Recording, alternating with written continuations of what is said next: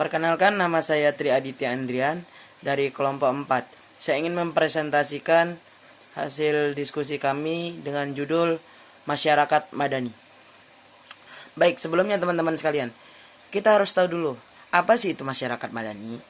Nah, masyarakat madani itu adalah istilah istilah yang pertama kali digunakan oleh filsuf Skotlandia yang bernama Adam Ferguson.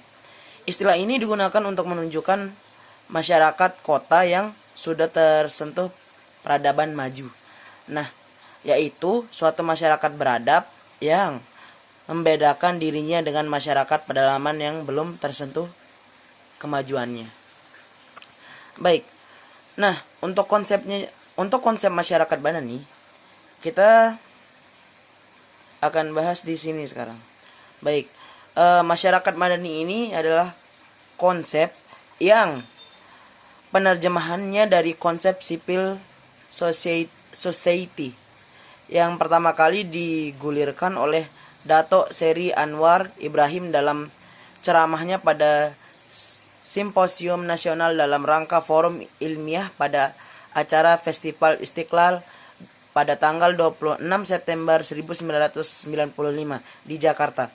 Lebih jelas lagi, Anwar Ibrahim menyebutkan bahwa yang dimaksud dengan masyarakat madani adalah sistem sosial yang subur, yang diasaskan kepada prinsip moral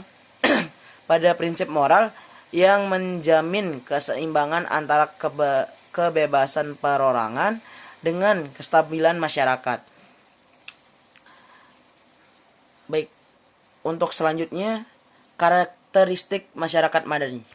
Baik, karakteristik masyarakat madani ini memiliki lima ciri khas atau karakteristik. Yang pertama itu wilayah publik yang bebas. Yang dimaksud dengan wilayah publik yang bebas ini adalah ruang publik yang bebas sebagai sarana dalam mengemukakan pendapat. Nah, untuk kedua itu demokratis. Demokratis merupakan salah satu entitas yang menjadi penegak wacana masyarakat madani. Nah, untuk yang ketiga, toleransi.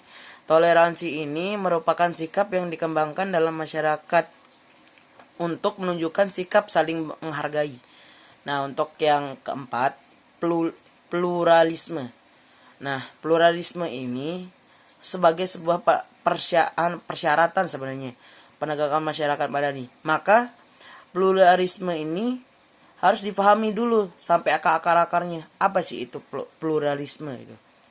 Baik, untuk yang kelima, keadilan sosial atau social justice. Justice ya, seperti itulah. Keadilan dimaksud di sini untuk menyebutkan keseimbangan dan pembagian yang proporsional terhadap hak dan kewajiban setiap warga negara yang mencangkup seluruh aspek kehidupan.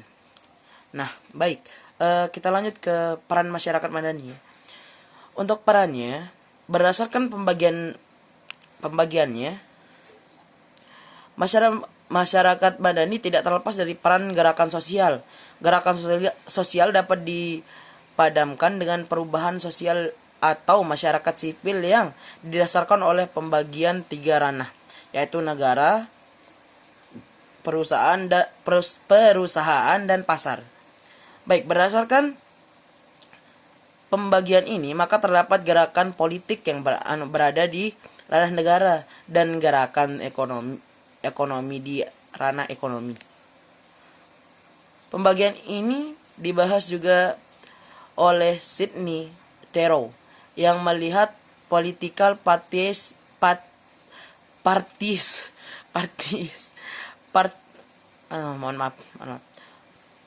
berkaitan dengan gerakan politik, yakni sebagai upaya perebutan dan penguasaan jabatan politik oleh partai politik melalui pemilu. Nah, seperti itu jadi bisa kita simpulkan peran masyarakat madani ini itu bergerak di bidang politik dan kemasyarakatan sebenarnya. Bukan hanya sekedar sebagai prinsip hidup sih, tapi menjadi alat bantu atau menjadi apa sih istilahnya, kayak bahasanya itu sebagai faktor pendorong. Nah, faktor pendorong untuk kegiatan-kegiatan yang bersifat sosial ataupun kepribadian masing-masing, entah itu dalam lingkungan, keluarga, ataupun dalam bermasyarakat dan bernegara. Mungkin itu saja yang bisa saya sampaikan. Wabillahi taufiq wal hidayah. Wassalamualaikum warahmatullahi wabarakatuh.